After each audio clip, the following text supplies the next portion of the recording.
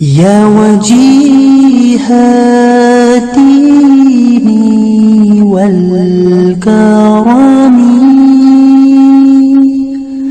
وحليف العلم والحكم يا وجيه الدين والكرم ورسوله نبينا محمد وعلى آله وصحبه ومن تبعهم بإحسان إلى يوم الدين أما بعد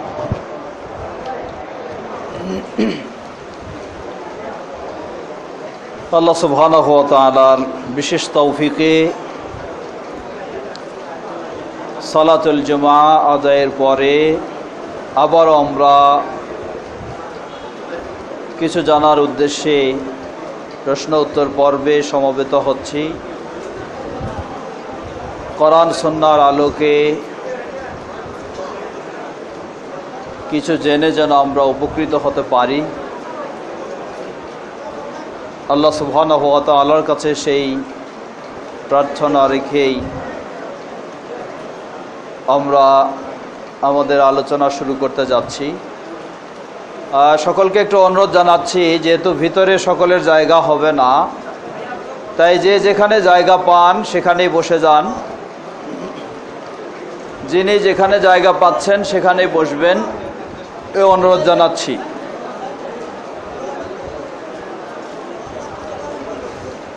প্রশ্ন আপনারা সকলেই লিখিতভাবে দেবেন। আমাদের ভাই প্রশ্ন করেছেন, ওয়ালাইকুম আসসালাম রহমতুল্লাহ বারাকাতু, মাযহাব কি কোরআন ও সহিহ সুন্নাহ বিরোধী? বিরোধী না হলে মানতে সমস্যা কোথায়? আপনার প্রশ্নের জন্য আপনি জবাব দিয়ে দিয়েছেন যে মাযহাব কোরআন এবং সুন্নাহ বিরোধী নয়। এজন্য এই প্রশ্নের দ্বিতীয় অংশে আপনি লিখেছেন যে বিরোধী না হলে মানতে সমস্যা কোথায়। জবাব, প্রচলিত মাযহাবগুলি অবশ্যই কোরআন ও সহিহ সুন্নাহ বিরোধী। বলবেন কিভাবে? প্রচলিত মাযহাবগুলি কোরআন ও সহিহ সুন্নাহ বিরোধী হচ্ছে যে এক নম্বর বিষয় হলো মাযহাবগুলি কোরআন সুন্নাহ কেন্দ্রিক নয়, মাযহাবগুলি হলো ব্যক্তি কেন্দ্রিক।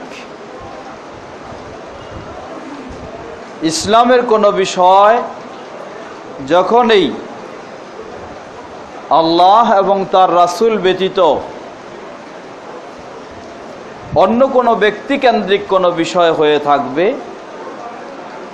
তাহলে সেখানে কিছু না কিছু কোরআন এবং সুন্নাহর আলোকে ঘাটতি থাকবেই, সমস্যা থাকবেই।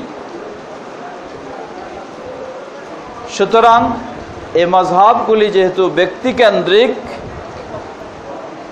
যার কারণে আমরা বলবো কোরআন এবং সুন্নাহর আলোকে সেগুলি সঠিক নয়। এর অনেকগুলি বিষয় তুলে ধরা যায়। উদাহরণস্বরূপ, এই মাযহাবগুলি যখন ব্যক্তিকেন্দ্রিক হয়ে গেছে, যার ফলে এক ব্যক্তির অনুসারীরা আরেক ব্যক্তির প্রতি নিন্দা জানাচ্ছে, আরেক ব্যক্তির অনুসারীরা আরেক ব্যক্তির প্রতি বিদ্বেষ প্রকাশ করছে, এটা বাস্তব। ইমাম আবু হানিফা রাহিমাহুল্লাহর অনুসারীরা ইমাম শাফি রাহিমাহুল্লাহকে ইবলিস পর্যন্ত বলেছে, আরও কিছু বলেছে। আবার ইমাম আবু হানিফা রাহিমাহুল্লাহকে সিরাজ উম্মতি, এই উম্মতের প্রদীপ হিসাবেও তুলে ধরেছে। তো এটা হচ্ছে ব্যক্তিকেন্দ্রিক অনুসরণ যখন, তখনই এই সমস্যাগুলি অবশ্যই আসবে। এজন্য আমরা বলবো যে এগুলি কখনো কোরআন ও সহিহ সুন্নাহর আলোকে সঠিক নয়।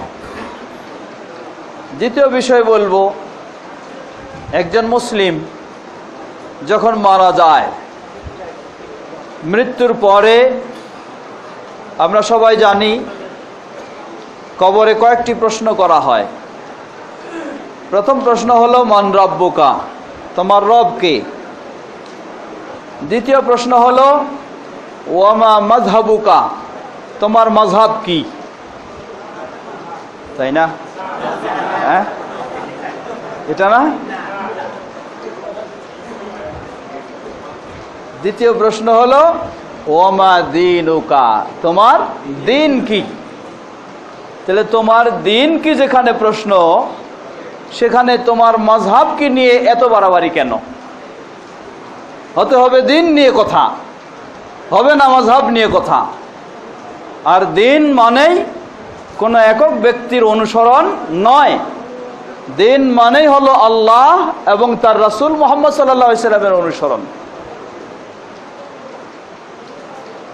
তাহলে কবরের প্রশ্নের সাথে এটার কোনো যেহেতু মিল নাই, অতএব এটা নিয়ে বাড়াবাড়ি করার কোনো আর সুযোগ নাই।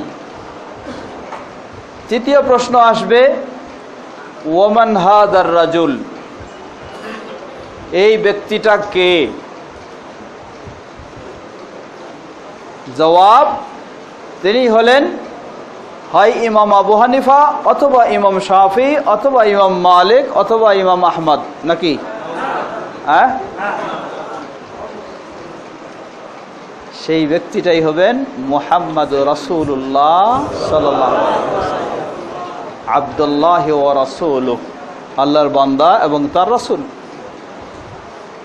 এটাই যদি কবরের প্রশ্ন আসে, তাহলে আজকে দেখুন এই মাযহাবের কারণে, ব্যক্তিকেন্দ্রিক অনুসরণের কারণে একজন মুসলিমের কাছে যখন কোরআন এবং হাদিস আপনি তুলে ধরছেন, তখন তিনি জবাব দিচ্ছেন যে আমরা অমুকের অনুসারী, এই মাযহাবের অনুসারী, এটাতে এই নিয়ম না থাকার কারণে রাসূলের হাদিস হলেও মানতে পারছি না। বাস্তব কি না? বাস্তব, এটা বাস্তব। এবং শুধু সাধারণ মানুষ নয়, আলেমগণ জবাব দিয়ে দিচ্ছেন যেটা হাদিস আছে ঠিকই, কিন্তু আমাদের মাযহাবে হাদিসটাকে সহিহ বলে বিশ্বাস করলেও মুফতি সাহেব এই জবাব দিয়ে দিচ্ছেন যে হাদিস সহিহ ঠিকই, কিন্তু আমাদের মাযহাবে নাই, তাই মানতে পারছি না, তাই মানতে দিতে পারছি না। এটাই হলো মাযহাবের উপকারিতা, নাকি না অপকারিতা? অপকারিতা। যদি এই হয়ে থাকে, তাহলে কিভাবে এই মাযহাব আপনি মানার জন্য মানুষকে বলবেন এবং মানুষকে উদ্বুদ্ধ করবেন? তাহলে উচিত প্রতিটি মুসলিমের, প্রতিটি আলেমের মানুষকে বলা যে মানতে হবে আল্লাহর কিতাব আল কোরআন, মানতে হবে নবী মুহাম্মদ সাল্লাল্লাহু আলাইহি ওয়াসাল্লাম এর সহিহ সুন্নাহ।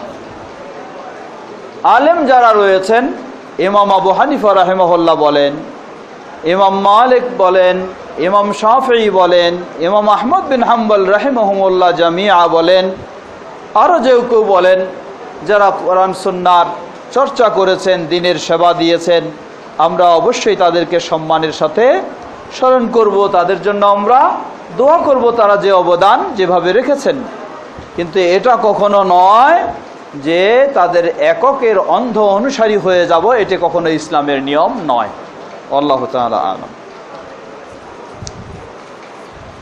প্রশ্ন করেছিলেন, দ্বিতীয় প্রশ্ন, আব্দুর রাজ্জাক বিন ইউসুফ সাহেব বলেন, কিয়ামত পর্যন্ত মানুষ টাকা দিলে ফিতরা দিলে আদায় হবে না, চাউল বা আটা দিতে হবে, তাহলে আমাদের এতদিনের টাকা দিয়ে ফিতরা দেওয়া আদায় হবে না? জবাব, খালি পিছনের চিন্তা করেন কেন, সামনের চিন্তা করেন। একজন মানুষ যদি ভুল করেও কিছু অতীতে করে ফেলে, সেটার জন্য সহজ পথ আছে। কি সহজ পথ? আল্লাহর কাছে ক্ষমা চাইবে, জানতাম না তাই এই করেছি, আল্লাহ ক্ষমা করো, আল্লাহ ক্ষমা করবেন ইনশাআল্লাহ। কিন্তু যদি সামনের জন্য কি করে, বলে যে যা করছি করছি, এটাই থাকবো, এটাতেই চলবো, আর সামনে নতুন কিছু মানবো না, তাহলে এইটা তো আপনার জন্য অত্যন্ত ভয়ঙ্কর বিষয়। অতএব পিছনের নিয়ে এত ঘাবড়ানোর প্রয়োজন নেই, আপনি সামনের নিয়ে চিন্তা করেন। জানেননি, আলহামদুলিল্লাহ, আল্লাহ আপনাকে ক্ষমা দৃষ্টিতে দেখবেন ইনশাআল্লাহ, ক্ষমা চাইবেন আল্লাহর কাছে, আপনি তওবা করবেন, কিন্তু ভবিষ্যৎটাকে ঠিক করে নেবেন। আল্লাহ তৌফিক দান করুন। ইমামের পিছনে সূরা ফাতিহা কখন পড়ব?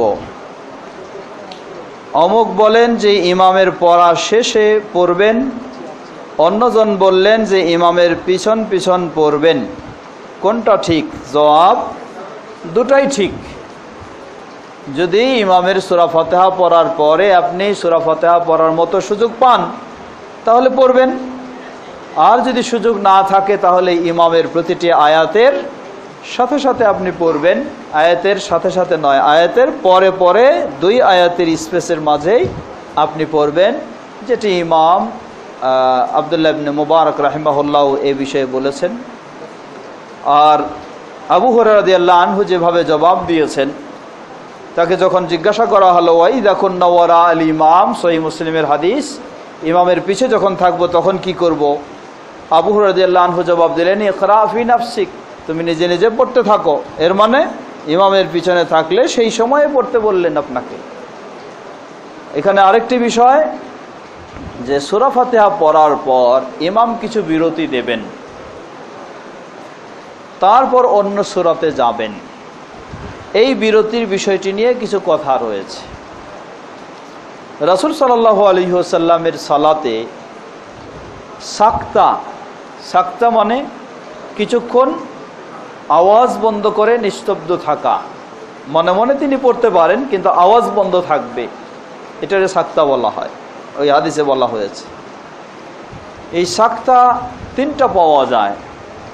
একটা হলো তাকবীরে তাহরিমা বেঁধেই দিয়েই সূরা ফাতিহা শুরুর আগে, আরেকটা হলো সূরা ফাতিহা শেষ করে অন্য সূরা শুরুর আগে মাঝে, আরেকটা হলো কেরাত শেষ করে রুকুতে যাওয়ার আগে।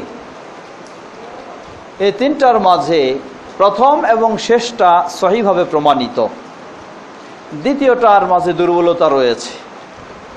সুতরাং দ্বিতীয়টার মাঝে যদি দুর্বলতা থাকে সেখানে তো তাহলে ইমামের নীরব হয়ে থাকাটাও সহি নয়। সূরা ফাতিহা শেষ অন্য সূরায় চলে যাবে, তাহলে তো আপনার আর সুযোগ থাকতেছে না।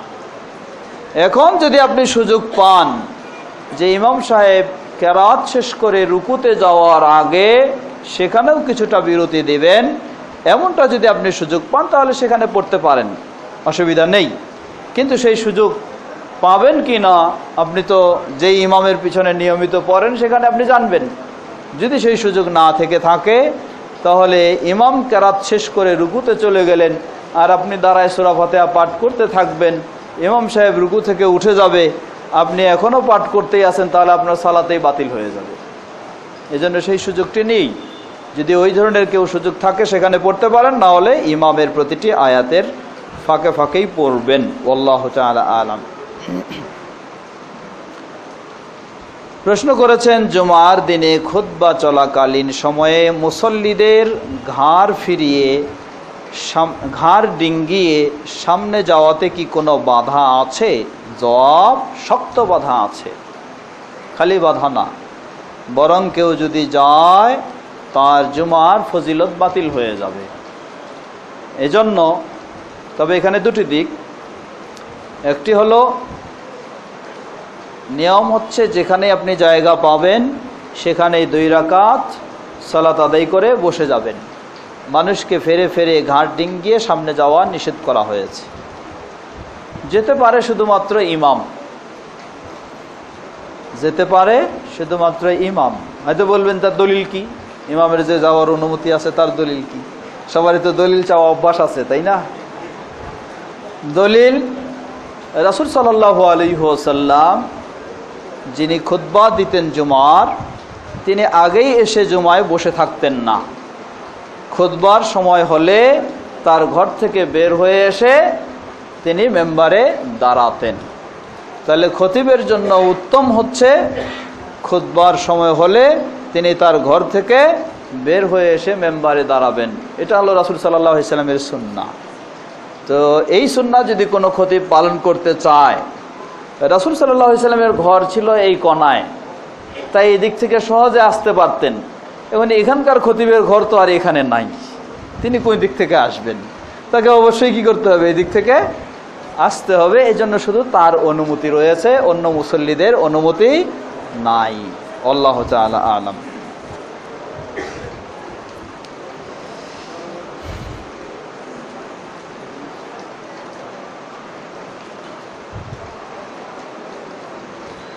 প্রশ্ন করেছেন রাসূল সাল্লাল্লাহু আলাইহি ওয়াসাল্লাম এর 30 প্রকার নামাজের কোন সহি হাদিস আছে? জবাব, রাসূল সাল্লাল্লাহু আলাইহি ওয়াসাল্লামের সালাত 30 প্রকার ছিল এরকম কোনো বর্ণনায় আমার জানা মতে উল্লেখ নেই। কিন্তু এখন কেউ যদি বর্ণনা করে যে এই বইতে রাসূল সাল্লাল্লাহু আলাইহি ওয়াসাল্লামের 30 প্রকারের সালাতের বর্ণনা আছে, এর মানে এখানে ধরে নেন জোহরের সালাত, আসরের সালাত, মাগরিবের সালাত, এশার সালাত, ফজরের সালাত, কয় সালাত? 5 সালাত হলো। ঈদের সালাত, জুমার সালাত, তারাবির সালাত, তাহাজ্জুদের সালাত, চাস্তের সালাত, তাহিয়াতুল ওযুর সালাত, দুখুলুল মসজিদের সালাত, জোহরের আগের সালাত, জোহরের পরের সালাত, আসরের আগের সালাত, মাগরিবের পরের সালাত, এশার পরের সালাত, বেতরের সালাত। কয়টা যাবে? যাইতে পারে 35টা, যাইতে পারে 30টা। সেই হিসাবে যদি কোনো লেখক কোথাও বলে যে আমার এই বইতে রাসূল সাল্লাল্লাহু আলাইহি ওয়াসাল্লামের 30 প্রকার সালাতের বর্ণনা আছে, তাহলে এটা হলো আলাদা বিষয়। যেগুলি রাসূল সাল্লাল্লাহু আলাইহি ওয়াসাল্লাম পড়েছেন সেগুলিকে তিনি কি করেছেন? এইভাবে বর্ণনা দিয়েছেন, সেটা ভিন্ন বিষয়। আর যদি বলে যে রাসূল সাল্লাল্লাহু আলাইহি ওয়াসাল্লামের সালাত ছিল 30 প্রকার, তাহলে এই ধরনের কোনো সরাসরি কথা নেই। আল্লাহু তাআলা আ'লাম। প্রশ্ন করেছেন বর্তমান মসজিদে জামাতে যে বিতর সালাত আদায় হয় তা হবে কি? বর্তমান মসজিদে বলতে এই মসজিদে না সেই মসজিদে? আমি প্রশ্ন থেকে বুঝতেছি সেই মসজিদে, এই মসজিদে না, অর্থাৎ অন্যান্য মসজিদে। এবং বলতে যাচ্ছেন সেখানে বেতের বলতে ওই বেতের মাঝে কি রয়েছে?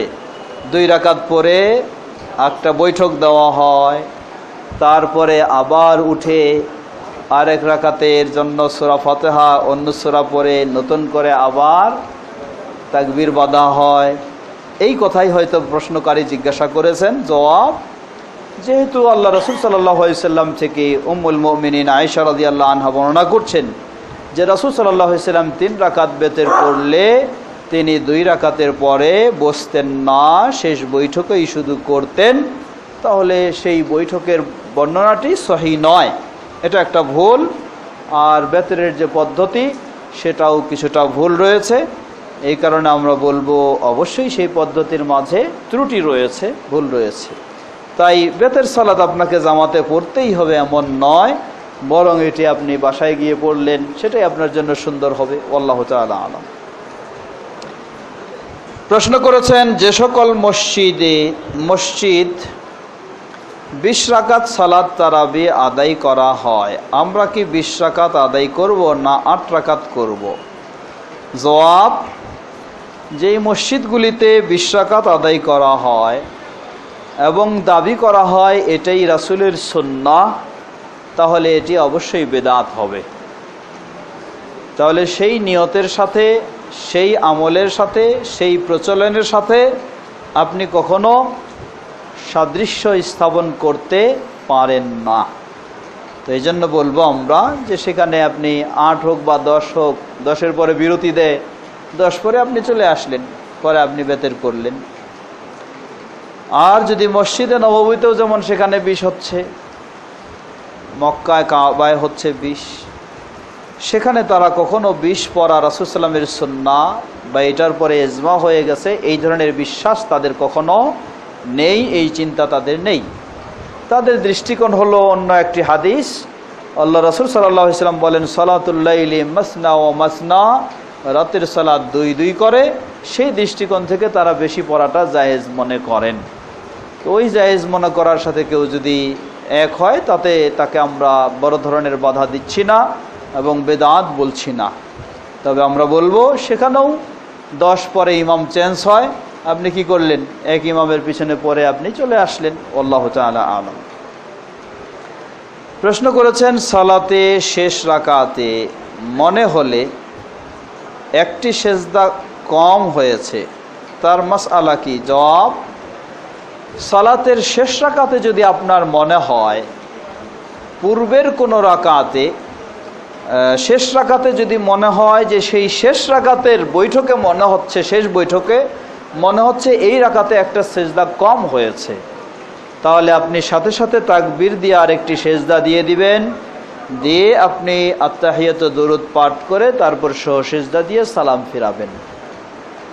আর যদি শেষ রাকাতে মনে হয় প্রথম রাকাতে অথবা দ্বিতীয় রাকাতে আপনার একটা সিজদা কম হয়ে গেছে, আপনি নিশ্চিত মনে করতে পারছেন, তাহলে এই সালাতের একটি রাকাতকে বাতিল বলে গণ্য করে আরেক রাকাত বেশি পড়ে সহসিজদা দিয়ে আপনি শেষ করবেন। আল্লাহ আকবার।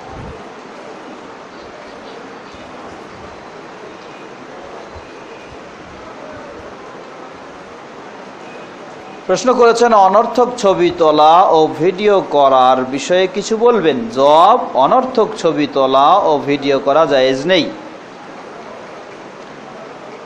যদি জানতে পারি, আর প্রশ্ন করেছেন যদি জানতে পারি ইমাম সাহেবের আকীদায় সমস্যা আছে, যেমন রাসূল সাল্লাল্লাহু আলাইহি ওয়াসাল্লাম হাজের নাজের ইত্যাদি, ওনার পিছনে সালাত হবে কি?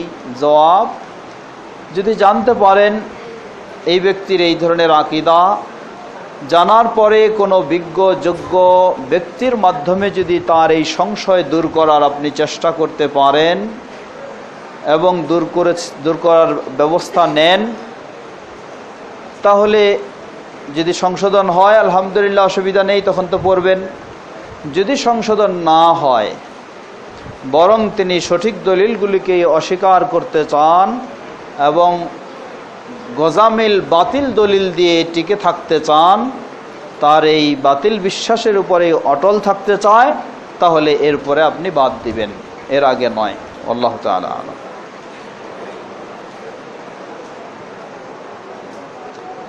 প্রশ্ন করেছেন ডক্টর আব্দুল্লাহ জাহাঙ্গীর রাহিমাহুল্লাহ সম্পর্কে সংক্ষেপে কিছু বলুন। জবাব, ডক্টর আব্দুল্লাহ জাহাঙ্গীর রাহিমাহুল্লাহ তিনি এক কঠিন পরিবেশ থেকে আরেক পরিবেশে এসেছেন। এক কঠিন পরিবেশ থেকে, যেই পরিবেশের আকীদা বিশ্বাস ছিল পীর মানা ফরজ, পীরের কাছে বায়াত নেওয়া ফরজ, এই ধরনের কঠিন পরিবেশের মানুষ তিনি ছিলেন। সেই কঠিন পরিবেশ থেকে সৌদিতে পড়ালেখার সুযোগ লাভ করায়, দীর্ঘদিন সেখানে শিক্ষা গবেষণার সুযোগ লাভ করায়, সেই কঠিন পরিবেশ থেকে তিনিও অনেকটা ফিরে এসেছেন এবং অনেক মানুষকে অনেকটা ফিরিয়ে এনেছিলেন। তার বই পুস্তকেও অনেক ভালো বিষয় রয়েছে, যেমন উদাহরণস্বরূপ একটি বই হাদিসের নামে জালিয়াতি। এই হাদিসের নামে জালিয়াতি একটি অত্যন্ত গুরুত্বপূর্ণ বই, যে বইয়ের মাধ্যমে অনেক আলেমের হাদিসের নামে জালিয়াতি বিষয় থেকে মুক্তি পাওয়া সম্ভব হতে পারে। তাই আমরা তার এই সমস্ত কাজগুলিকে অবশ্যই ভালো বলবো। তবে তিনি এরপরেও কিছু জের ধরেছিলেন, সেজন্য কিছু তো বিষয় থাকবেই, সে কিছু বিষয় রয়েছে। তাই আমরা বলবো যেগুলি ভালো রয়েছে, যেমন এই বইয়ের কথা বলেছি, এই ধরনের বই থেকে উপকৃত হতে পারে। আর যে বইগুলিতে সব কিছু মিলে রয়েছে, সেগুলি থেকে তো নিরাপদ উপকৃত হওয়ার সুযোগ নেই। তবে আমরা অবশ্যই, তিনি একজন মুসলিম, একজন আলেম মানুষ, সাধ্যপক্ষে তিনি চেষ্টা করেছেন, এই জন্য তো দোয়া অবশ্যই আমরা তার জন্য করব রাহিমাহুল্লাহ। প্রশ্ন করেছেন সালাতে হাত কিভাবে রাসূল সাল্লাল্লাহু আলাইহি ওয়াসাল্লাম বাঁধতেন? নাভির উপরে না বুকের উপরে, কিভাবে বাঁধবে? জবাব, রাসূল সাল্লাল্লাহু আলাইহি ওয়াসাল্লামের সালাতে হাত বাঁধা সম্পর্কে দুটি হাদিস স্পষ্ট পাওয়া যায়। একটি হলো সহিহ ইবনে খুজাইমায়, যে হাদিসটিকে কেউ কেউ দুর্বল করার চেষ্টা করতেছেন একজন বর্ণনাকারীকে কেন্দ্র করে, কিন্তু তাদের এই অপচেষ্টা এটি সঠিক নয়। কারণ যেই বর্ণনাকারীর বিষয়ে তারা বলছেন যে ইমাম বুখারী রাহিমাহুল্লাহ তাকে মুনকারুল হাদিস বলেছেন, তাই সেই হাদিস সহিহ নয়। জবাব, ইমাম বুখারী রাহিমাহুল্লাহ সেই বর্ণনাকারীকে মুনকারুল হাদিস বলেছেন বলে ইমাম বুখারী রাহিমাহুল্লাহর কোনো গ্রন্থে এর উল্লেখ নেই। ইমাম বুখারীর বরাত দিয়ে অন্য আরেকজন, সম্ভবত ইমাম যাহাবী বা কেউ বলেছেন, এটি ইমাম বুখারীর বরাত দিয়ে তারা ব্যবহার করেছেন ঠিকই, কিন্তু ইমাম বুখারী রাহিমাহুল্লাহ তার সকল গ্রন্থের কোনো খাতে বলেছেন যে এই বর্ণনাকারী মুনকার, এমন কোনো প্রমাণ নেই। সুতরাং তারা এই অপচেষ্টা করলেও সেটি কখনো সঠিক নয়। সেই হাদিসটি বিভিন্ন সনদের আলোকে সহিলে গায়রিহি হিসাবে গণ্য, যেটি সাহাবী ওয়াইল ইবনে হুজর রাদিয়াল্লাহু তাআলা আনহুর হাদিস। সেখানে বলা হয়েছে যে নবী সাল্লাল্লাহু আলাইহি সাল্লাম তার ডান হাত বাম হাতের উপর রেখে ওয়াদাহুমা আলা সাদরিহি, তার হাত দুটি তার বুকের উপরে রেখেছেন। বুকের উপরে, নাভির উপরে নয়, বুকের উপরে। দ্বিতীয় আরেকটি হাদিস যেটি মারাসিল আবি দাউদ, ইমাম আবু দাউদের মুরসালের মধ্যে নিয়ে এসেছেন, সেখানে প্রসিদ্ধ তাবেঈ তাউস রাহিমাহুল্লাহ, সেই তাবেঈ তাউস রাহিমাহুল্লাহ থেকে সহিভাবে প্রমাণিত হাদিসটি মুরসাল। সেই মুরসাল হাদিস প্রসিদ্ধ ইমাম আবু হানিফা রাহিমাহুল্লাহর কাছে মুরসাল হাদিস গ্রহণযোগ্য, ইমাম শাফি রাহিমাহুল্লাহর কাছে মুরসাল হাদিস শর্ত সাপেক্ষে গ্রহণযোগ্য, সেই শর্ত এই হাদিসে রয়েছে। তো সেই হিসাবে সেই হাদিসটিও মুরসাল হিসাবেও গ্রহণযোগ্য। তাও সেখানেও তিনি বলছেন যে আল্লাহ রাসূল সাল্লাল্লাহু আলাইহি ওয়াসাল্লাম এক হাত দিয়ে আরেকটি হাতকে ধরেছেন, অতঃপর সেই দুটিকে আলা সাদরিহি, তার বুকের উপরে রেখেছেন। তাহলে এই দুটি সহিহ বর্ণনার আলোকে বলবো রাসূল সাল্লাল্লাহু আলাইহি ওয়াসাল্লাম তার হাত দুটি বুকের উপরে রেখেছেন, অতএব বুকের উপরে রাখবে। এখন বুকের উপরে কিভাবে রাখবে? এখানে যদি আমরা সহিহ বুখারীর যে আরেকটি হাদিস, সেই হাদিসটিকে সম্পৃক্ত করে দেই, যেখানে রাসূল সাল্লাল্লাহু আলাইহি ওয়াসাল্লাম ডান হাতকে বাম জেরা এর উপরে রাখার নির্দেশ দিতেন, সেই হাদিসকে সম্পৃক্ত করলে এই হাতকে সেই হাতের উপর রেখে দুটোই আপনি এভাবে বুকের উপরে রাখবেন, এভাবে রাখতে পারেন।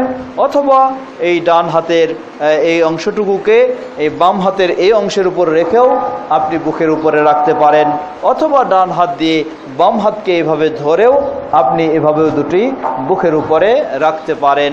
ইত্যাদিভাবেই আপনি বুকের উপরে রাখতে পারবেন। অতএব নারী ও পুরুষ সকলেই সালাতে হাত বুকের উপরেই রাখবে।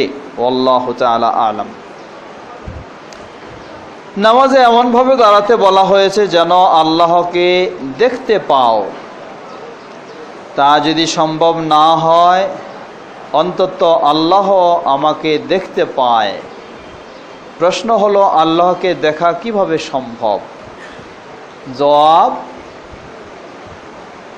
এটা নামাজে এমনভাবে দাঁড়াতে বলা হয়েছে যাতে আল্লাহকে দেখতে পাও। সরাসরি আমার জানা মতে এইভাবে বলা হয়নি। এটা আল্লাহ রাসূল সাল্লাল্লাহু আলাইহি সাল্লামকে যখন ইহসান হলো ঈমানের সর্বোচ্চ স্তর, সেই সর্বোচ্চ স্তর ইখলাস, এই পর্যায়টা কি ধরনের হতে পারে এই জিজ্ঞাসা করা হলে রাসূল সাল্লাল্লাহু আলাইহি ওয়াসাল্লাম তখন বললেন, আন তা'বুদা কাআন্নাকা তারাহ ফাইন লাম তাকুন তারাহ ফাইন্নাহু ইয়ারাক। তুমি আল্লাহর এমনইভাবে ইবাদত করবে যেন তুমি আল্লাহকে দেখতেছ। আর এই ভাব যদি নাও আসে, তাহলে এই ভাবটা যেন থাকে আল্লাহ তোমাকে দেখতেছেন। এটাকেই কেউ হয়তো সালাতের সাথে যোগ করে দিয়ে বলছেন যে সালাত এমন করা, যেহেতু সালাত একটা ইবাদত, তাই সালাত আপনি এমনভাবেই করবেন যেন আল্লাহকে দেখতেছেন। তো জবাব, আল্লাহকে কিভাবে দেখা সম্ভব? প্রশ্ন করেছিলেন আল্লাহকে দেখা কিভাবে সম্ভব। জবাব, আল্লাহকে দেখা তো সম্ভব নয় পার্থিব জগতে। এই হাদিসেও আল্লাহকে দেখা সম্ভব এটা বলা হয়নি। হাদিসে বলেছেন কাআন্নাকা তারাহ, এমনইভাবে আল্লাহর আপনি ইবাদত করবেন যেন আপনি আল্লাহকে দেখতেছেন। মানে কি? আল্লাহকে দেখা, এরকম ভাব আপনার মাঝে একটা তৈরি হবে, আপনি যেন কি আল্লাহ সুবহানাহু ওয়া তাআলার সম্মুখে দাঁড়িয়ে আছেন, আল্লাহকে দেখতেছেন। অর্থাৎ কোন রকমের আপনার মাঝে ভিন্ন চিন্তা, ভিন্ন চেতনা, ভিন্ন মনের মাঝে খটকা থাকতে পারে না। সম্পূর্ণ 100% একাগ্রতার সাথে আপনি আল্লাহর সালাত আদায় করবেন, এটা বলা হয়েছে। এখানে আল্লাহর দেখার কথা বলা হয়নি। আল্লাহু তাআলা আ'লাম। প্রশ্ন করেছেন, কিছু বললেন কেউ? প্রশ্ন করেছেন সহি বিতির নামাজ কিভাবে পড়ব, রাকাত পড়ব। জবাব, বিতির সালাত সহিভাবে পড়ার বিস্তারিত নিয়ম বিভিন্ন সহি বই পুস্তকগুলিতে রয়েছে। আমার একটা বই পাওয়া যায়, মাসনুন সালাত ও দোয়া শিক্ষা, সেখানেও বর্ণনা দেওয়া রয়েছে। তবে এক রাকাত যদি বেতের পড়েন তাহলে তো আর বিশেষ কোনো নিয়ম জানার দরকার নেই। 3 রাকাত যদি পড়েন তাহলে সেটি রাসূল সাল্লাল্লাহু আলাইহি ওয়াসাল্লাম থেকে সহিহ হলো, এক বৈঠকেই 3 রাকাত হওয়া। অথবা আরেকটি সহি পন্থা পাওয়া যায়, সেটি হলো 2 রাকাত পরে বৈঠক দিয়ে সালাম ফিরিয়ে শেষ করে আবার উঠে আরেক রাকাত পরে সেটারও বৈঠক দিয়ে সালাম ফিরানো। 3 রাকাত এই 2 পদ্ধতিতেই পড়া জায়েজ রয়েছে সহিভাবে। দোয়া কুনুত পড়া যায় কাবলার রুকুর আগে এবং রুকুর পরে, দুটো জায়েজ রয়েছে। তবে উত্তম হচ্ছে, গ্রহণযোগ্য বেশি, সেটি হচ্ছে রুকুর আগে। রুকুর আগে দোয়া কুনুত পাঠ করলে আপনার হাত বাঁধা অবস্থায় সূরা ফাতিহা পাঠ করবেন, অন্য সূরা পাঠ করবেন, অতঃপর আপনি দোয়া কুনুত পাঠ করবেন, করে তাকবীর দিয়ে আপনি রুকুতে যাবেন। আর রুকুর পরে করলে সেটি আপনি রুকু থেকে উঠে হাত তুলে করতে পারেন। আল্লাহু তাআলা আ'লাম। এগুলো শেষ।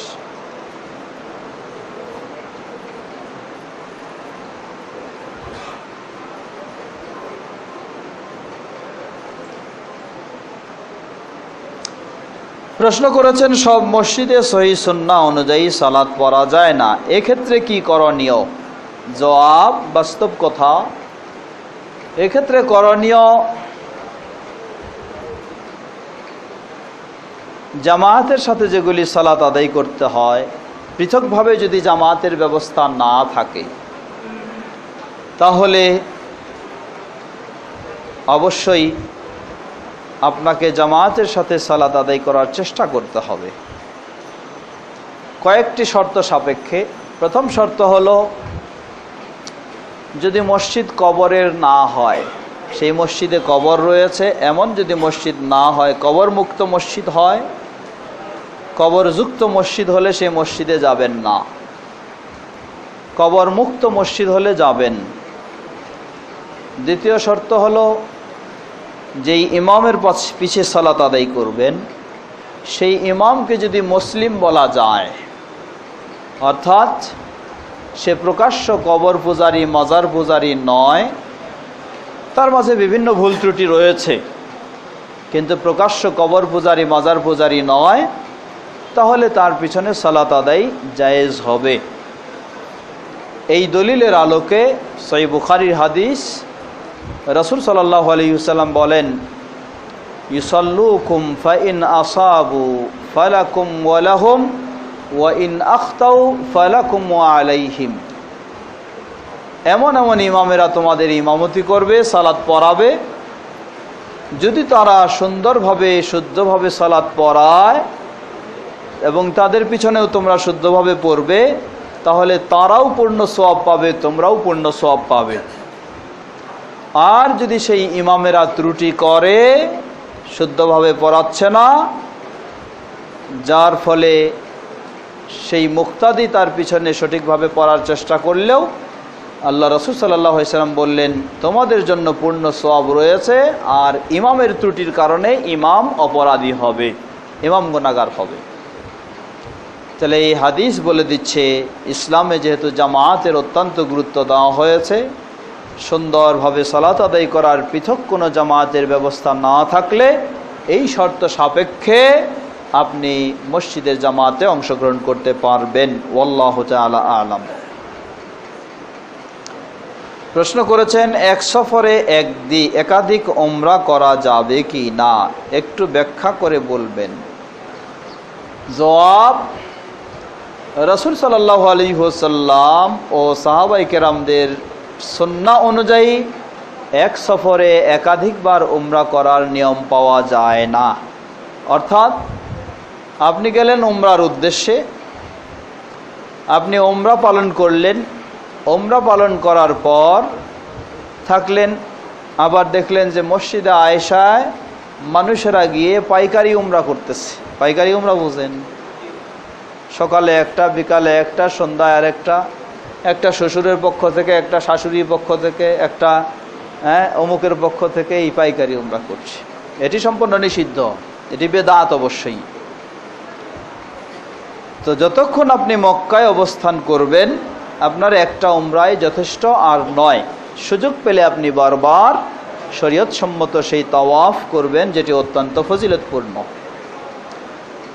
যদি মক্কা থেকে বের হয়ে আবার আপনি মদিনায় চলে গেলেন মসজিদে নববী জিয়ারতের জন্য, এরপরে আবার যদি আপনি মক্কায় ফিরেন, তাহলে মক্কা থেকে যেহেতু সফরে বের হয়ে গেলেন, আপনি আবার ফিরে আসলেন, তখন আপনার জন্য মিকাত থেকে আরেকটি উমরা করার সুযোগ রয়েছে, আপনি সেটি করতে পারেন। এছাড়া যতক্ষণ মক্কায় থাকবেন বারবার মসজিদে আয়েশা বা আরও কোনো জায়গায় গিয়ে উমরা করা রাসূল সাল্লাল্লাহু আলাইহি সাল্লাম ও সাহাবীদের আদর্শ নয়। তাই এটি সওয়াবের জায়গায় আপনাকে গুনাহগার হতে হবে।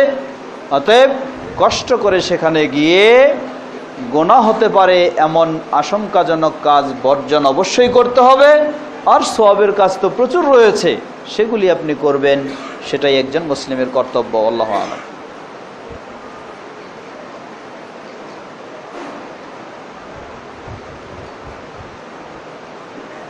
কুকুর ঘরে থাকলে নাকি ফেরেশতা প্রবেশ করে না।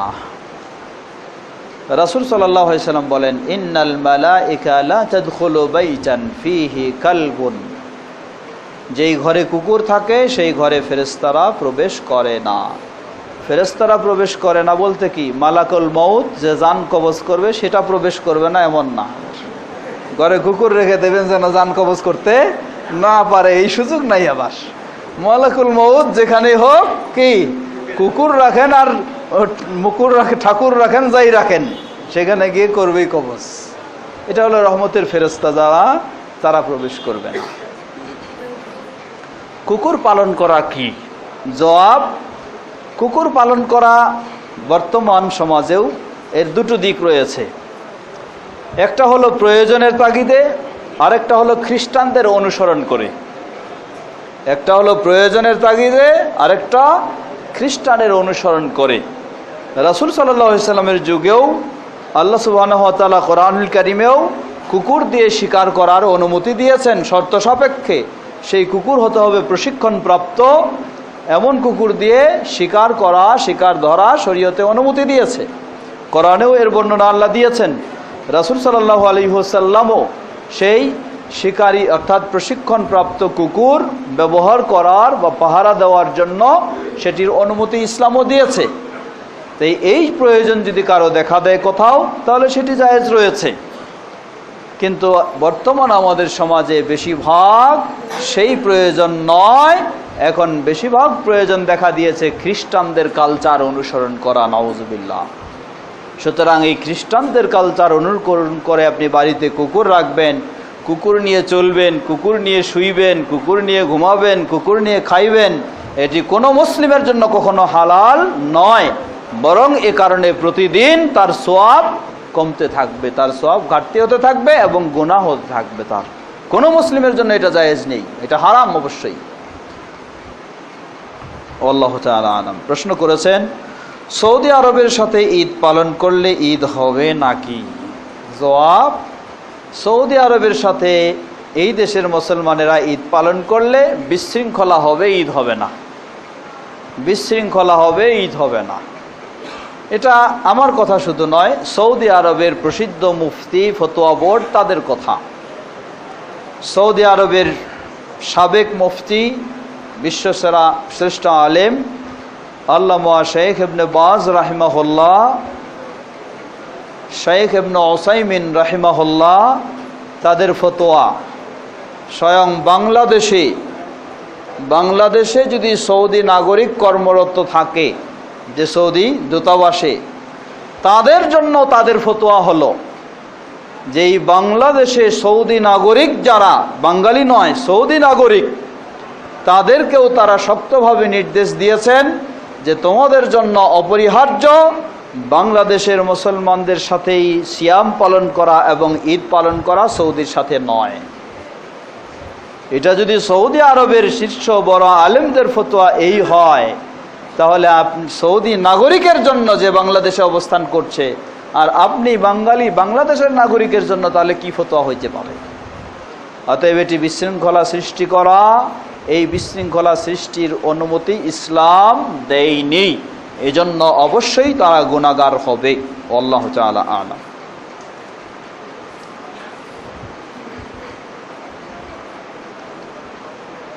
প্রশ্ন করেছেন, ইসলামী ব্যাংকে ফিক্সড ডিপোজিট এর সম্পূর্ণ টাকার উপর জাকাত দিতে হবে নাকি শুধু লভ্যাংশের উপর? জবাব, আপনি যেটার মালিক সেটার উপর। আপনি যদি শুধু লভ্যাংশের মালিক হন, শুধু লভ্যাংশের মালিক না, উল্টারই তো আপনি আসল মালিক। আপনি যেটার মালিক সেটার উপরে। এখন এই ফিক্সড ডিপোজিটের হুকুম কি সেটা পরের বিষয়। প্রশ্ন যেটা, আপনি যতটুকু সম্পদের মালিক এই ততটুকুই সম্পদের জাকাত দিতে হবে যদি নিসাব পূর্ণ হয়ে যায়, বছর পূর্ণ হয়ে যায়। স্বর্ণের বিক্রয় মূল্যের উপর জাকাত নির্ধারণ হবে নাকি বাজার মূল্যের উপর? জবাব, স্বর্ণের বিক্রয় মূল্যের উপর। আপনার ব্যবহার স্বর্ণটা বাজারে তুললে যা দাম পাবেন সেটাকেই আপনি নির্ধারণ করবেন, বাজারের রেট নয়। বাজারের রেট তো এটাতে আপনি কখনোই পাবেন না, তাই এটা তুললে যে নিয়ম পাইতে পারেন সেটাকে আপনি নির্ধারণ করবেন। গিফট পাওয়া স্বর্ণের উপর কি জাকাত ফরজ হবে যদি নগদ টাকা না থাকে? জবাব, হ্যাঁ, গিফট পাওয়া স্বর্ণও যদি আপনি 7.5 ভরি পরিমাণের মালিক হয়ে যান এবং পূর্ণ 1 বছর হয় তাহলে সেখানে জাকাত ফরজ হবে। তবে ব্যবহৃত অলংকারের জাকাত ফরজ কি না এটি ইখতিলাফি মাসআলা। কেউ বলেছেন যে এটা সাধারণ ব্যবহৃত বিষয়ের মতোই, দ্রব্যের মতোই, পণ্যের মতোই, সেগুলিতে যেমন জাকাত দিতে হয় না, এটাও ব্যবহারী বিষয় হিসাবে এর জাকাত দিতে হবে না। কেউ বলেন যে ব্যবহৃত স্বর্ণ অলংকার এর জাকাত দিতে হবে। দলিল, স্বর্ণরৌপ্যের জাকাত সংক্রান্ত সাধারণ যে হাদিস রয়েছে, কোরআনের আয়াত রয়েছে, সেগুলি 1 নম্বর দলিল। 2 নম্বর দলিল, অলংকার সংক্রান্ত বিশেষ হাদিস। যেমন নবী সাল্লাল্লাহু আলাইহি ওয়াসাল্লামের কাছে একজন মহিলা আসলেন তার এক ছোট বাচ্চা সাথে নিয়ে, মেয়ে নিয়ে। সেই মেয়ের 2 হাতে 2টি মোটা স্বর্ণের চুড়ি পরা ছিল। রাসূল সাল্লাল্লাহু আলাইহি ওয়াসাল্লাম তাকে জিজ্ঞাসা করলেন, তুমি কি এগুলির জাকাত দিয়েছ? বললেন না। রাসূল সাল্লাল্লাহু আলাইহি ওয়াসাল্লাম তখন তাকে জাহান্নামের আযাবের ভয় দেখালেন। এই হাদিসটি শেখ আলবানী রাহিমাহুল্লাহ এটিকে হাসান, কথাও এটিকে সহিহ লিগাইরিহি বলেছেন। অনুরূপ আরও কেউ কেউ এই হাদিসকে গ্রহণযোগ্য বলেছেন। তো এই হাদিস যখন হাসান বা সহিহ লিগাইরিহি হবে তখন এই হাদিসটি অলংকারের জন্য স্বতন্ত্র একটি দলিল যে অলংকারের জাকাত না দিলে শাস্তি ভোগ করতে হবে। অতএব আমরা বলবো যে যেহেতু বিষয়টি নিয়ে ইখতিলাফ রয়েছে, ইখতিলাফ হলো জাকাত দেওয়া আর না দেওয়া। যদি দিয়ে থাকেন, যদি না দিয়ে থাকেন তাহলে আপনার জন্য আশঙ্কা রয়েছে শাস্তি পাওয়ার। সুতরাং নিরাপদ হচ্ছে জাকাত দিয়ে দেওয়া, এটাই হলো নিরাপদ। কারণ জাকাত দিলে 2টা উপকার রয়েছে। এক হলো জাকাত দিলে এটি আপনি একটা ইসলামের ইবাদত পালন করলেন, আপনি অবশ্যই কি সওয়াব লাভ করবেন। দ্বিতীয়, আপনার যে শাস্তির আশঙ্কা ছিল সেই আশঙ্কাটা থেকেও মুক্ত হয়ে গেলেন। আর না দিলে আল্লাহ না করুক যদি এটাই সঠিক হয় তাহলে আপনি শাস্তির আশঙ্কায় থেকে গেলেন, অপরদিক ইবাদতের কোনো সওয়াবও পেলেন না। এই জন্য আমরা বলবো জাকাত দেওয়াটাই নিরাপদ, সেটাই সঠিক। ওয়াল্লাহু তাআলা আ'লাম। প্রশ্ন করেছিলেন যদি নগদ টাকা না থাকে। আসলে নগদ টাকা দিয়ে ব্যবহৃত অলংকারের জাকাত দেওয়া এটা একটা বোকামি। বলেন কেমন বোকামি? ধরে নেন একজন মানুষের কাছে 7.5 ভরি স্বর্ণ আছে। এখন এই 7.5 ভরি স্বর্ণর এবার জাকাত দিচ্ছে সে কি দিয়ে?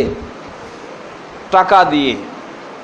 আবার আগামী বছর তার কাছে কতটুকু রয়েছে? 7.5 ভরি। আবার কি করতে হবে? আবার টাকা দিয়ে তাকে জাকাত দিতে হবে। কিন্তু এই 7.5 ভরি থেকে যা হয় 1 আনা 2 আনা পরিমাণ যদি এবার জাকাতের জন্য বের করে দেয় তাহলে আগামী বছর তার কাছে 7.5 ভরি থাকবেও না, তার জন্য জাকাত ফরজও হবে না। তাই এটা আলাদা টাকা দিয়ে জাকাত দেওয়া মানে এটি নিজের উপর একটা জরিমানা চাপায় নেওয়া। এই জন্য নিয়ম হলো এটা থেকে আপনি জাকাত দিবেন, তাহলে আপনার যদি ওই পরিমাণ হয় তাহলে জাকাতে আর জরিমানা থাকবে না। আল্লাহু আলাম। প্রশ্ন করেছেন মাথায় টুপি, লম্বা দাড়ি, মুখে সিগারেট, এমন অবস্থায় সালাম দিতে ইচ্ছে করে না, কি করব? জবাব, হ্যাঁ, এমন অবস্থা আপনি সালাম দিবেন না তাকে।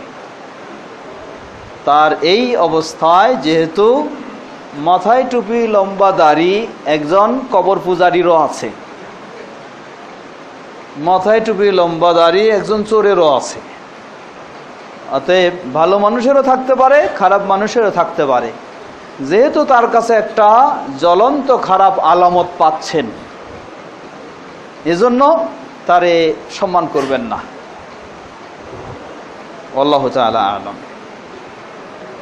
হয়তো কেউ বলতে পারে যে সাধারণ হাদিসগুলিতে যেখানে সালামের নির্দেশ দেওয়া হয়েছে সেখানে তো বলা হয় নাই, বলা হয়েছে মুসলিম ব্যক্তির দেখা হলেই সালাম দাও। এটা তো শর্ত দেওয়া হয়নি যে এরকম সিগারেট থাকলে সালাম দেওয়া যাবে না বা এরকম কাজ হইলে, তাহলে আপনি নিষেধ করলেন কেন? জবাব, আসলেই মানুষের অন্যায়গুলি বিভিন্ন রকমের। আল্লাহ সুবহানাহু ওয়া তাআলার কাছেও একজন অন্যায়কারী বেশি অপরাধী হয় যখন সে অন্যায়টা প্রকাশ্যে সকলের সামনে করে বেড়ায়। এটাকে আল্লাহ সুবহানাহু ওয়া তাআলাও ক্ষমা করবেন না যতক্ষণ না সে তওবা করে। তো এই প্রকাশ্যে এই ধরনের অপরাধী ব্যক্তিকে যতটুকু পারা যায় সম্মান কম দেখানোটাই উচিত। আল্লাহু তাআলা আলাম। মেয়েরা তাদের অপবিত্র অবস্থায় কয়টি রোজা ভাঙবে, 3টি নাকি 7টি? জবাব, মেয়েদের এই ধারণাটা ভুল। তাদের প্রতি মাসের যে অপবিত্রতা মাসিক, এজন্য কেউ আছে 7টি রোজা ভেঙে থাকে, কেউ আছে 3টি রোজা ভেঙে থাকে। এটি সম্পূর্ণ ধারণা ভুল। এটি সকলের জন্য সমান নয়। কেউ আছে তার এই অপবিত্রতা 7 দিনও থাকতে পারে, তাহলে তিনি 7 দিন রোজা রাখবেন না। কেউ আছে তার 5 দিনও হতে পারে, তিনি 5 দিন রোজা রাখবেন না।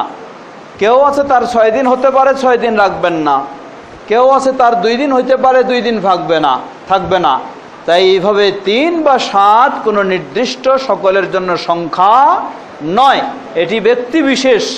যেই ব্যক্তির যতদিন অপবিত্রতা থাকবে, হায়েজ বলে মাসিক বলে গণ্য, ততদিনেই তিনি সিয়াম রাখতে, রোজা রাখতে পারবেন না। আল্লাহু আ'লাম। প্রশ্ন করেছেন, আমার নাম সুন্দর না, আচ্ছা, এই কারণে আমার বউ চলে গেছে, আমি কি আমার নাম চেঞ্জ করতে পারি? জবাব, আপনার নাম সুন্দর নয়, এটা আপনাকে সর্বপ্রথমে লক্ষ্য করতে হবে আল্লাহ সুবহানাহু ওয়া তাআলার কাছে আপনার নাম সুন্দর না সুন্দর নয়। যদি আল্লাহর কাছে আপনার নাম সুন্দর হয়, পৃথিবীর কোনো মানুষের কাছেও অসুন্দর হলেও সেটি চেঞ্জ করা যাবে না। এটা হলো এক। অর্থাৎ আল্লাহর কাছে সবচেয়ে প্রিয় নাম হলো আব্দুল্লাহ, আব্দুর রহমান। তাহলে অন্য কারো কাছে এটা খারাপ হলেও এটি চেঞ্জ করা যাবে না। দ্বিতীয়, আল্লাহর কাছে যদি অসুন্দর হয়, দুনিয়ার সবার কাছে সুন্দর হলেও আপনার জন্য অপরিহার্য এটাকে পরিবর্তন করতে হবে। এখন আপনার নামটা সুন্দর নয়, আপনি নাম লিখেছেন আবুল হোসেন, যদি এটাকেই অসুন্দর মনে করে থাকে আপনার স্ত্রী, এজন্য চলে যায়, তাহলে তাকে বিজ্ঞ মানুষ দিয়ে, ভালো মানুষ দিয়ে তাকে বোঝানোর চেষ্টা করতে হবে। যদি সে বুঝে আলহামদুলিল্লাহ, আর যদি এরপরেও না বুঝে আপনার আবুল হোসেন এ নামটাও সে পছন্দ না করে, তাহলে এখানে একটা দিক রয়েছে বলবো আমরা, যেহেতু আল্লাহ রাসূল সাল্লাল্লাহু আলাইহি ওয়াসাল্লামের কাছে যখন দুটি বিষয়ের মাঝে আল্লাহ রাসূল সাল্লামকে ইখতিয়ার দেওয়া হতো যে আপনি এটাও করতে পারেন, এটাও করতে পারেন, ওয়া কানা ইয়াখুযু আইসারাহুমা, তাহলে যেটা সহজ রাসূল সাল্লাল্লাহু আলাইহি ওয়াসাল্লাম সেটাই গ্রহণ করতেন, মা লাম ইয়াকুন ইসমা, যদি সেটি গুনাহের বিষয় না হতো। তাহলে আপনাকে আমরা পরামর্শ দিব, কোনো অসুবিধা নেই, আপনার আবুল হোসেন নামটার কারণে এটি শরীয়তের দিক থেকে অসুবিধা হচ্ছে না, কিন্তু এই কারণে যদি আপনার স্ত্রী পছন্দ না করে, আপনি আপনার নাম আব্দুল্লাহ নিয়ে ফেলেন, আব্দুর রহমান নিয়ে ফেলেন, মোহাম্মদ নিয়ে ফেলেন, আরও সুন্দর নাম নেন, যদি এর মাধ্যমে আপনার কি হয় সমঝোতা করা যায়, আলহামদুলিল্লাহ, এটা কোনো অসুবিধা নেই। তাই আমরা বলবো আপনার স্ত্রীকে বোঝাতে হবে, এবং এরপরেও যদি সে না বুঝে, হয়তো এমনও হতে পারে কিছু সমস্যা রয়েছে, এই কি স্ত্রীর বাবার নাম হলো আবুল হোসেন, তাই সে কি স্বামীর নাম আবুল হোসেন এটা মেনে নিতে চায় না, এটা তার কাছে খারাপ লাগে। এই ধরনের কিছু সমস্যা সামাজিক সমস্যা রয়েছে, যদিও এটা শরীয়তে কোনো সমস্যা নয়, এই ধরনের সামাজিক সমস্যা রয়েছে, সেগুলি স্ত্রীকে বুঝাতে হবে। বুঝার পরেও যদি আপনার স্ত্রীকে এটা বুঝাইতে না পারেন যে না, সে কোনোভাবে মেনে নিতে রাজি না, তার বাবার নাম আবুল হোসেন বা তার কারো এই ধরনের নাম আবুল হোসেন, আপনার নাম আবুল হোসেন, এটা মেনে নিতে রাজি হচ্ছে না, অসুবিধা নাই, শরীয়ত সহজ করে দিয়েছে, আপনার নামটা কি করে ফেলেন, আব্দুল্লাহ নিয়ে নেন, যদি সে এটাই পছন্দ করে, আলহামদুলিল্লাহ, অসুবিধা নাই, এখানে এটি করতে পারেন, কোনো অসুবিধা নেই। এই কারণে আপনার দাম্পত্য জীবনে একটা বড় ধরনের জটিলতা সৃষ্টি করবেন এমনটা ইসলাম ফরজ করে দেয়নি, বরং এটি আপনি সহজ রয়েছে। আল্লাহু তাআলা আলাম। যেসব জাদু বা ম্যাজিক শুধুমাত্র মানুষকে আনন্দ দেওয়ার জন্য করা হয়, বিভিন্ন কৌশল তার মধ্যে করা হয়, এতে কোনো অলৌকিক কিছু নেই, করা যাবে কি? জবাব, এগুলি মানুষকে আনন্দ দেওয়ার জন্য যদি হয়, এর বলতে কি উদ্দেশ্য? আপনি বলছেন যে এর মাঝে কোনো অলৌকিক কিছু নেই। জাদু যদি তাকে বলা হয় আর ভেলকি এর মাঝে যদি থাকে, তাহলে এটি অবশ্যই যে কোনোভাবেই হোক এটা হারাম, কারণ এখানে মিথ্যার আশ্রয় অবশ্যই আছে, মিথ্যার আশ্রয় অবশ্যই আছে। একটা জিনিসের একরকম আপনি দেখাচ্ছেন, এটাকে আরেক রকম করে মানুষকে বুঝাইতে চাচ্ছেন এটাই এটা, আসলে এটা নয়, তাই এখানে মিথ্যার আশ্রয় অবশ্যই রয়েছে। তাই এই সমস্ত জাদু সর্ব অবস্থায় হারাম অবশ্যই। আল্লাহু তাআলা আলাম। যেখানে আল্লাহ রাসূল সাল্লাল্লাহু আলাইহি ওয়াসাল্লাম বক্তব্যটাকেও জাদুময় বক্তব্য হলে তার নিন্দা করেছেন, সেখানে যার বাস্তবতা নেই, মিথ্যার আশ্রয়, সেটি তো অবশ্যই গ্রহণযোগ্য নয়। দোয়া কুনুত রুকুর আগে না পরে আলোচনা হয়ে গেছে। প্রশ্ন করেছেন, দরুদ ও মিলাদকে আমাদের সমাজে মিলিয়ে ফেলা হয়, এই দুইটা বিষয় কি এবং বিধান কি, বিস্তারিত জানাবেন। জবাব, হ্যাঁ, সুন্দর কথা বলেছেন। দরুদ ও মিলাদকে সমাজে মিলিয়ে ফেলা হয়, অর্থাৎ আল্লাহ সুবহানাহু ওয়া তাআলা সূরা আহজাবে নির্দেশ দিয়েছেন, সাল্লু আলাইহি ওয়া সাল্লিমু তাসলিমা। মুসলিমদেরকে আল্লাহ নির্দেশ দিয়েছেন, তোমরা মুহাম্মদ সাল্লাল্লাহু আলাইহি সাল্লামের জন্য সালাত ও সালাম পেশ করো। এটা ইসলামের নির্দেশ, যেটাকে আমাদের ভাষায় দরুদ বলি, দরুদ পাঠ করা, এটা ইসলামের নির্দেশ। কিন্তু সমাজে যে প্রচলিত মিলাদ করে, সেই মিলাদের সপক্ষে দলিল দেয় কি, যে দেখেন আল্লাহ কোরআনে বলছেন সাল্লু আলাইহি ওয়া সাল্লিমু তাসলিমা, আমরা সেটাই করতেছি। তো এই দরুদকে মিলাদের সাথে মিলায়ে দেয়। আমরা বলবো এটি একটি বিভ্রান্তি, অপকৌশল ও মিথ্যার আশ্রয়। আল্লাহ রাসূল সাল্লাল্লাহু আলাইহি সাল্লামের পর ইসলাম সালাত ও সালাম পেশ করার নির্দেশ দিয়েছে, এটা সত্য, এটা করতে হবে, কিন্তু এর অর্থ সমাজের যে মিলাদ মাহফিল সেটা কখনো নয়। কারণ আল্লাহর এই নির্দেশ রাসূল সাল্লাল্লাহু আলাইহি সাল্লামকে সাহাবায়ে কেরামগণ জিজ্ঞাসা করলে রাসূল সাল্লাল্লাহু আলাইহি সাল্লাম সালাতের নিয়ম বলে দিলেন, আল্লাহুম্মা সাল্লি আলা সাইয়্যিদানা মাওলানা মুহাম্মদ, তাই না? হ্যাঁ, সাহাবায়ে কেরাম যখন জিজ্ঞাসা করলেন, হে আল্লাহ রাসূল সাল্লাল্লাহু আলাইহি সাল্লাম, আমরা তো আপনার উপর সালাম পেশ করি, তাহলে সালাত কিভাবে পেশ করব বলে দিন। তিনি বললেন যে বলো আল্লাহুম্মা সাল্লি আলা সাইয়্যিদানা নাবিয়িনা মুহাম্মদ, নাকি বললেন আল্লাহুম্মা সাল্লি আলা মুহাম্মদ ওয়া আলা আলি মুহাম্মদ কামা সাল্লাইতা আলা ইব্রাহিম ওয়া আলা আলি ইব্রাহিম ইন্নাকা হামিদুম মাজিদ। সুতরাং এটাকে মিলাদের সাথে মিশ্রিত করে এভাবে চালানো কখনো বৈধ নয়, আর প্রচলিত মিলাদ সেগুলিও বৈধ নয়। আল্লাহু তাআলা আলাম। আমার মনে খুব দীর্ঘ হয়ে যাচ্ছে বেশি। আমরা জানলাম ইসলামের নামে যারা গণতান্ত্রিকভাবে ইসলামী রাষ্ট্র কায়েম করতে চায় তাও হারাম, কারণ তারা নবী সাল্লাল্লাহু আলাইহি ওয়াসাল্লামের পদ্ধতিতে করছে না। কিন্তু সৌদি আরব যে রাজতন্ত্র আছে সেটা কি হালাল? জবাব, সৌদি আরবের রাজতন্ত্র বলতে কি বুঝেন?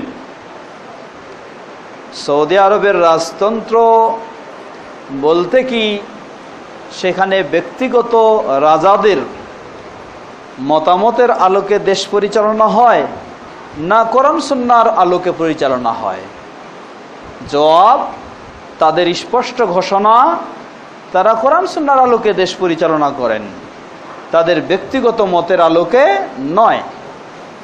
তো যদি এটাই তাদের ঘোষণা হয় যে তারা কোরআন এবং সুন্নাহর আলোকে শুধুমাত্র বংশীয় সূত্রে তাদের দায়িত্বশীল বা নেতা নির্বাচিত হয়, তাহলে আমরা বলবো সাহাবীদের পরেই তাবেঈদের মাঝে এই ধরনের প্রমাণ রয়েছে।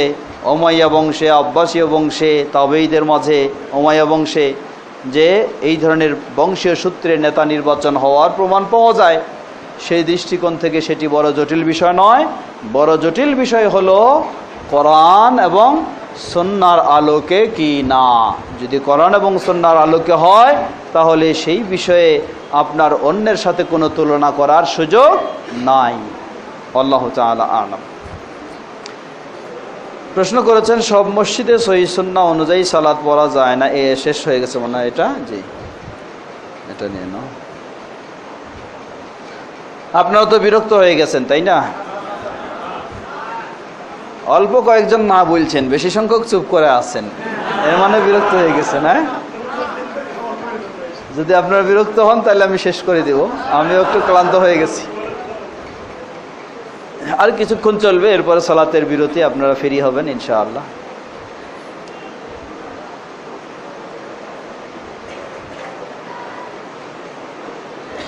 প্রশ্ন করেছেন সরকারি চাকরিজীবীদের জিপি ফান্ডের উত্তর জাকাত দিতে হবে কি না, উপর জাকাত দিতে হবে কি না। জবাব, এই ফান্ড যতক্ষণ আপনার হাতে না আসে ততক্ষণ আপনি এর পূর্ণ মালিক না।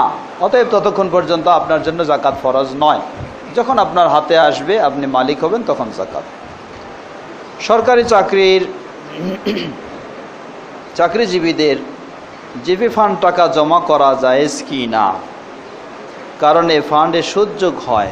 জবাব, যদি এই ধরনের পদ্ধতি থাকে যে এটি জমা ছাড়াও চলবে তাহলে অবশ্যই আপনি সেই জমাটাকে বাদ দিবেন, কারণ এই জমার সাথে আপনাকে কি করা হয়, সেখানে সুদ দেওয়া হয়।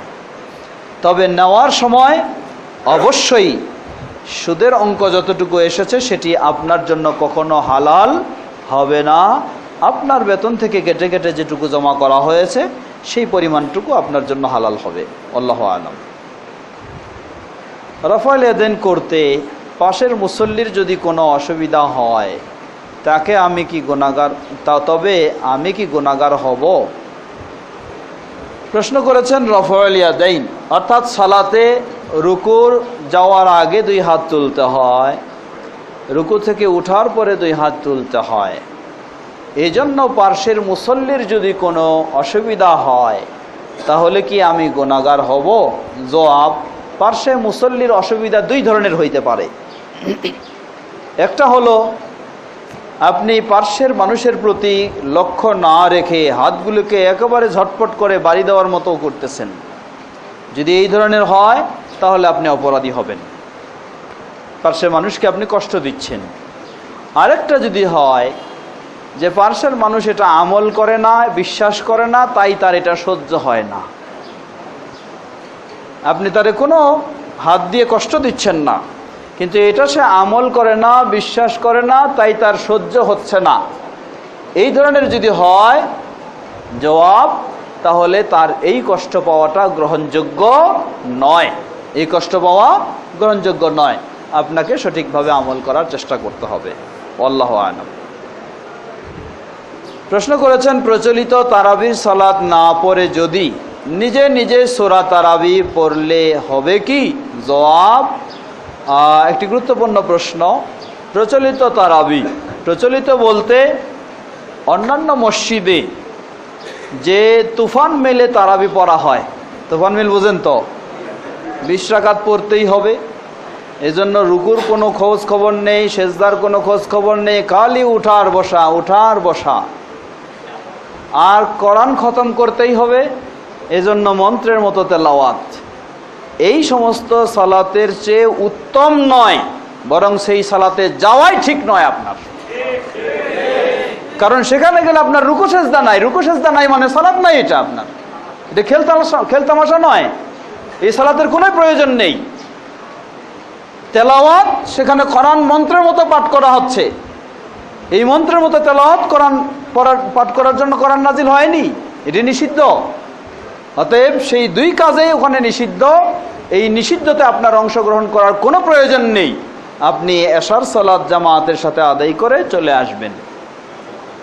আপনার বাসায় যদি কাউকে নিয়ে জামাত করে পড়তে পারেন আলহামদুলিল্লাহ, নিজের স্ত্রী বাচ্চা তাদেরকে নিয়েও যদি জামাত করে পড়লেন আলহামদুলিল্লাহ, ধীর স্ত্রী নিজে পড়লেন। যদি না হয় একাকিও পড়ছেন তবু অসুবিধা নেই। হয়তো কেউ বলবেন বেশি কোরআন তেলাওয়াত তো করতে পারি না। জবাব, কোরআন খতম করতে হবে এটি কোনো ফরজ নয়, এটি ওয়াজিব নয়, এটি সুন্নাও নয়। বেশি তেলাওয়াত করাটা সওয়াবের কাজ, বেশি সওয়াবের কাজ, এটা ঠিক। তো এই জন্য আপনি কি করবেন, আপনি প্রতি রাকাতে যতগুলি সূরা মুখস্থ রয়েছে আপনার সবগুলি আপনি তেলাওয়াত করেন প্রতি রাকাতে, তাতে কোনো অসুবিধা নেই। আপনি 15টা সূরা জানেন, এই রাকাত প্রথম রাকাতে সূরা ফাতিহার পর 15টাই পড়লেন, দ্বিতীয় রাকাতে সূরা ফাতিহার পর আবার 15টাই পড়লেন। এভাবে সবগুলিতে আপনি পড়েন, তাতে কোনো অসুবিধা নেই, বরং বেশি তেলাওয়াতের সওয়াব যে সেটা আপনি পাবেন ইনশাআল্লাহ। তাই ওই মন্ত্রের নামাজ আর ওই ঈশের নামাজে যাওয়ার কোনো প্রয়োজন নেই। তারাবি সালাত কয় রাকাত পড়তে হবে? তারাবি সালাত আপনি ধীর স্থিরে রাসূল সাল্লাল্লাহু আলাইহি সাল্লামের সুন্নাহ অনুযায়ী 11 রাকাত পড়বেন বেতর সহ। মাথার টুপির ব্যাপারে শরীয়ত কি বলে?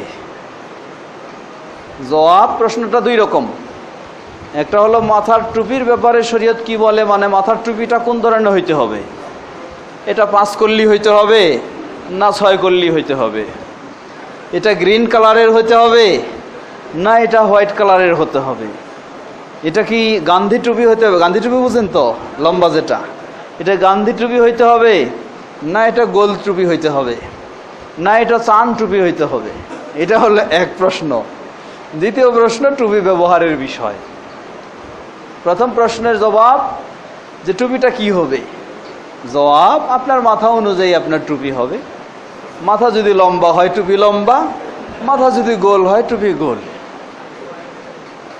5 কল্লি বা গ্রিন কালার, 5 কল্লি আমাদের দেশের এক পীর সাহেবের সুন্নত, সুতরাং সেই 5 কল্লি ব্যবহার করা জায়েজ হবে না, এটি বেদাতীদের অনুসরণ হবে। গ্রিন কালারের টুপি এটা আরও ডেঞ্জারাস।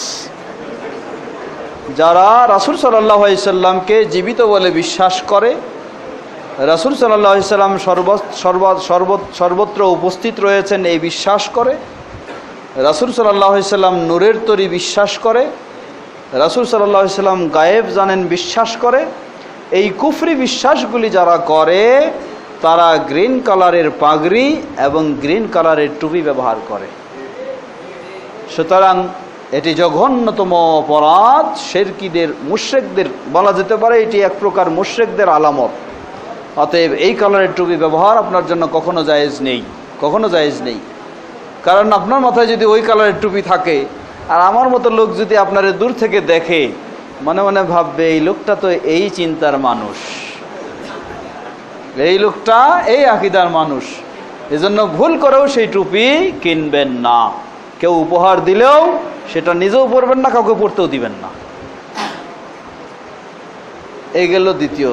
আরও বিভিন্ন টুপির যেগুলি রয়েছে এগুলি বিভিন্ন ইসের সাথে বিভিন্ন সম্পৃক্ত, এক এক তরিকার এক একটা টুপি, সেগুলির সাথে যেন সাদৃশ্য না হয় সে বিষয়টা আপনাকে রাখতে হবে। দ্বিতীয় প্রশ্নের জবাব, টুপি ব্যবহারের বিষয়টা কি? জবাব, রাসূল সাল্লাল্লাহু আলাইহি ওয়াসাল্লাম ও সাহাবায়ে কেরামদের স্বভাব ছিল সালাতে ও সালাতের বাইরে তাদের মাথা বেশিরভাগ হয় পাগড়ি দিয়ে অথবা টুপি দিয়ে অথবা রুমাল দিয়ে বেশিরভাগ ঢাকা থাকতো, খালি সব সময় থাকতো না। এটি রাসূল সাল্লাল্লাহু আলাইহি সাল্লাম এবং সাহাবায়ে কেরামদের সাধারণ নিয়ম ছিল। বেশিরভাগই তাদের মাথা কিছু না কিছু দিয়ে ঢাকা থাকতো। তাহলে কি খালি রাখা যাবে না? জবাব, হ্যাঁ, খালি রাখা যাবে, কোনো অসুবিধা নেই।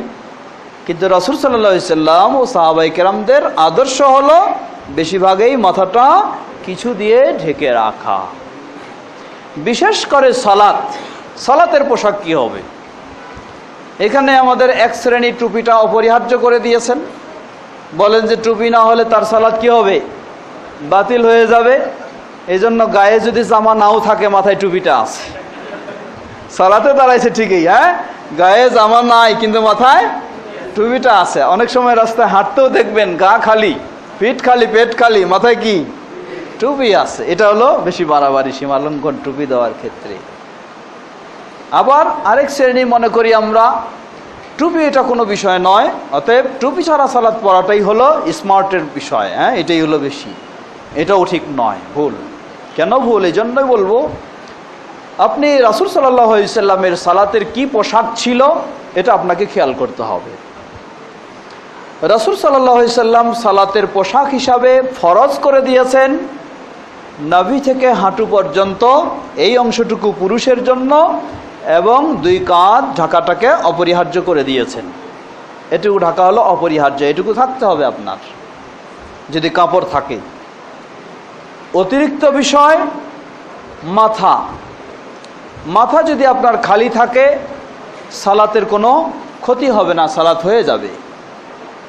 কিন্তু যেই ব্যক্তির মাথাটা ঢাকা রয়েছে পাগড়ি দিয়ে অথবা টুপি দিয়ে অথবা রুমাল দিয়ে, তাহলে রাসূল সাল্লাল্লাহু আলাইহি সাল্লাম ও সাহাবীদের সুন্নাহ অনুযায়ী ওই ব্যক্তির সওয়াব বেশি হবে যেই ব্যক্তির মাথাটা খালি রয়েছে তার চেয়ে। বলবেন কিভাবে? এভাবেই, যেহেতু রাসূল সাল্লাল্লাহু আলাইহি সাল্লামের সালাতের পোশাকটাকে যদি আরেকটু আমরা জানতে চাই, দেখা যায় তার মাথা খালি থাকতো না। খালি মাথায় রাসূল সাল্লাম সালাত পড়েছেন এমন কখনো যদি খালি হয়েছে। এছাড়া সাধারণ রাসূল সাল্লাল্লাহু আলাইহি সাল্লামের মাথা সবসময় ঢাকা থাকতো। অধিকাংশ সাহাবী তাদের সাধারণ মাথা ঢাকা থাকতো। তাহলে এটাই ছিল তাদের সালাতেরও পোশাক। সুতরাং মাথা ঢেকে রাখাটা পাগড়ি দিয়ে, অথবা পাগড়ির ফজিলত আবার সমাজে যেটা রয়েছে 120 গুণ বা এত গুণ বেশি পাবেন, সেটা জাল কথা, সেটা সঠিক নয়। কিন্তু পাগড়ি সহি, পাগড়ি দিয়ে অথবা রুমাল দিয়ে অথবা টুপি দিয়ে আপনার মাথা ঢাকা থাকবে, এটাই হচ্ছে উত্তম এবং এটাই হলো বেশি সওয়াব। রাসূল সাল্লাল্লাহু আলাইহি সাল্লাম থেকে যেভাবে প্রমাণিত, শেখ আলবানী রাহিমাহুল্লাহ তিনিও বিষয়টাকে এভাবেই তার তামামুল মিন্নাহ এই কিতাবে বেশ সুন্দরভাবে এভাবেও তিনি উল্লেখ করেছেন। এছাড়া আল্লাহ সুবহানাহু ওয়া তাআলা নির্দেশ দিয়েছেন, খুযু জিনাতাকুম ইনদা কুল্লি মসজিদিন, প্রতি সেজদার সময়, সালাতের সময় তোমরা তোমাদের সুন্দর পোশাক পরিধান করো। এই আয়াত যদিও নাজিল হয়েছে, প্রেক্ষাপট ছিল উলঙ্গ অবস্থায়, বিবস্ত্র অবস্থায় সালাত বা ইবাদতকে নিষেধ করা হয়েছে, সেই নির্দেশ এসেছে। কিন্তু সাধারণভাবে এই আয়াত থেকেও শিক্ষা পাওয়া যায় যে সালাতের সময় আপনার সুন্দর পোশাক আপনাকে ব্যবহার করার জন্য আল্লাহ নির্দেশ দিয়েছেন। এখন সুন্দর পোশাক, ধরে নেন একজন মানুষ, একটু ভালো করে খেয়াল করবেন, একজন মানুষ একটা হাতাওয়ালা গেঞ্জি পরে, নিচে লুঙ্গি পরে বা পায়জামা পরে সালাত আদায় করছে। আরেকজন মানুষ একটা সুন্দর মার্জিত একটা পাঞ্জাবি গায়ে দিয়ে নিচেও সেরকম পায়জামা বা লুঙ্গি পরে সালাত আদায় করছে। দুইজনের কার পোশাকটা সুন্দর বেশি? আল্লাহ রাব্বুল আলামিন বললেন, খুযু জিনাতাকুম, তোমাদের সৌন্দর্য গ্রহণ করো সালাতের সময়। তাহলে যেই ব্যক্তির পোশাকটা বেশি সুন্দর, ইসলামের সীমারেখার মাঝে থাকতে হবে অবশ্য, তাহলে অবশ্যই সেটা কি হবে? বেশি সওয়াব এর আশা অবশ্যই করতে পারবে। তাহলে অনুরূপ এখন একটা মানুষ, তার সুন্দর জামা রয়েছে, মাথাটা খালি রয়েছে, আরেকটা মানুষ সুন্দর জামা কাপড় রয়েছে, মাথাটাও সুন্দরভাবে কিছু রয়েছে, কারটা সুন্দর বেশি? তাহলে সেই ব্যক্তিটাই অবশ্যই বেশি সওয়াব পাবে। একটা হলো জায়েজের মাসআলা, আরেক হলো বেশি সওয়াবের মাসআলা। জায়েজের মাসআলা খালি মাথায় আপনি সালাত আদায় করবেন, হয়ে যাবে, অসুবিধা নেই, বাধা নেই। কিন্তু বেশি সওয়াবের মাসআলা হলো আপনাকে বেশি সুন্দর শরীয়তের সীমার আলোকে গ্রহণ করতে হবে। আল্লাহ আমাদের বিষয়টি বোঝার তৌফিক দান করুন। মাথার টুপির রং কি হবে এই প্রশ্ন ছিল, এটা হয়ে গেছে আলোচনা। আল্লাহ আ'লাম। হানাফি মাযহাব অনুসারে সালাত আদায় করলে কবুল হবে কি? জবাব, আমরা আগেই মাযহাব সংক্রান্ত বিষয়ে আলোচনা করেছি। আপনাকে ইসলাম নির্দেশ দিয়েছে হানাফি মাযহাব আদায় অনুসরণ করেও নয়, শাফি অনুসরণ করে নয়, মালিকিও নয়, নকশবন্দিও নয়, মুজাদ্দিদিও নয়। আপনাকে ইসলাম নির্দেশ দিয়েছে মুহাম্মদ সাল্লাল্লাহু আলাইহি ওয়াসাল্লামের অনুসরণ করে সালাত আদায় করতে। সুতরাং হানাফি মাযহাবেও যদি মুহাম্মদ সাল্লাল্লাহু আলাইহি ওয়াসাল্লামের সঠিক পূর্ণ অনুসরণ পেয়ে থাকেন, এটাই হলো কবুলের বিষয়, হলো এটা মুহাম্মদ সাল্লাল্লাহু আলাইহি ওয়াসাল্লামের পূর্ণ অনুসরণ আছে কি না। যেই মাযহাবেই হোক যদি থাকে, ইনশাআল্লাহ আপনি কবুলের আশা করতে পারেন। আর যদি পূর্ণ অনুসরণ মুহাম্মদ সাল্লাল্লাহু আলাইহি ওয়াসাল্লামের না থাকে, 100 মাযহাবের অনুসরণ করেও যদি আপনি করে থাকেন, আল্লাহর কাছে কবুলের আপনি আশা করতে পারেন না। সুতরাং আপনাকে সবসময় মনে রাখতে হবে মুহাম্মদ সাল্লাল্লাহু আলাইহি ওয়াসাল্লামের অনুসরণ করে হচ্ছে কিনা, আমরা যেন সেটাই খেয়াল রাখতে পারি। আল্লাহ আমাদের তৌফিক দান করুন। প্রশ্ন করেছেন আমাদের কাছে, ব্যাংকে 10,000 এবং নিজের কাছে সৌদি 500 রিয়াল এবং বাংলাদেশের 10,000 টাকা সমান আছে, জমা আছে। এই টাকা 1 বছর 3 মাস যাবৎ আমার কাছে আছে। এই টাকা নিসাব পরিমাণ হয়েছে কি না? জবাব, নগদ অর্থের নিসাব কি? প্রশ্ন হলো এটাই। জবাব, নগদ অর্থের নিসাব, এই নিসাব হবে স্বর্ণ বা রৌপ্যের নিসাবের সমপরিমাণ। রাসূল সাল্লাল্লাহু আলাইহি ওয়াসাল্লামের যুগে স্বর্ণ রৌপ্য যেমন সম্পদ হিসাবেও গণ্য ছিল, স্বর্ণ রৌপ্য তেমন মুদ্রা হিসাবেও গণ্য ছিল। সুতরাং সেই স্বর্ণ রৌপ্যের নিসাবটাই হলো আপনার বর্তমান মুদ্রার নিসাব বলে গণ্য হবে। স্বর্ণ রৌপ্যের নিসাব হলো, স্বর্ণের নিসাব হচ্ছে যেটা আমাদের ওজনে বলি আমরা 7.5 ভরি, আধুনিক ওজনে হচ্ছে 85 গ্রাম স্বর্ণ, 85 গ্রাম স্বর্ণ। আর রৌপ্য হচ্ছে যেটা আমরা বলি 52.5 ভরি, আধুনিক ওজনে হচ্ছে 595 গ্রাম রৌপ্য। তাই 595 গ্রাম রৌপ্যের সমপরিমাণ যদি আপনার টাকা থাকে, অথবা 85 গ্রাম বা 7.5 ভরির সমান যদি আপনার টাকা থাকে, এটার যদি আপনি মালিক হন এবং এই পরিমাণ বা তার চেয়ে বেশি যদি পূর্ণ 1 বছর আপনার অধীনে থাকে, তাহলে আপনার জন্য যাকাত ফরজ হবে। এখন প্রশ্ন দেখা দিতে পারে যে স্বর্ণ ও রৌপ্যের মাঝে তো একটা বড় পার্থক্য, অর্থাৎ 7.5 ভরি স্বর্ণ আর 52.5 ভরি রৌপ্য, দুটোর মূল্যমান সমান নয়, বিরাট পার্থক্য। তাহলে কোনটা গ্রহণ করব? জবাব, এই ক্ষেত্রে বিজ্ঞ আলেম সমাজ একটি গবেষণামূলক জবাব দিয়েছেন। তা হলো, যাকাতের একটি বড় উদ্দেশ্য হলো দরিদ্রদের সহায়তা দেওয়া। যাকাতের বড় একটি উদ্দেশ্য হলো দরিদ্রদের অভাব মোচন করা। সুতরাং সমাজে যদি দরিদ্রের সংখ্যা বেশি হয়, তাহলে কম সংখ্যাটা ধরাই ভালো। আর সমাজে যদি দরিদ্রের পরিমাণ কম হয়, তাহলে বেশি অঙ্কটা ধরা যেতে পারে। কথা বুঝেছেন? স্বর্ণের হিসাব যদি আপনি ধরেন, তাহলে 7.5 ভরি স্বর্ণ, এখন স্বর্ণের ভরি কত চলছে? 30,000।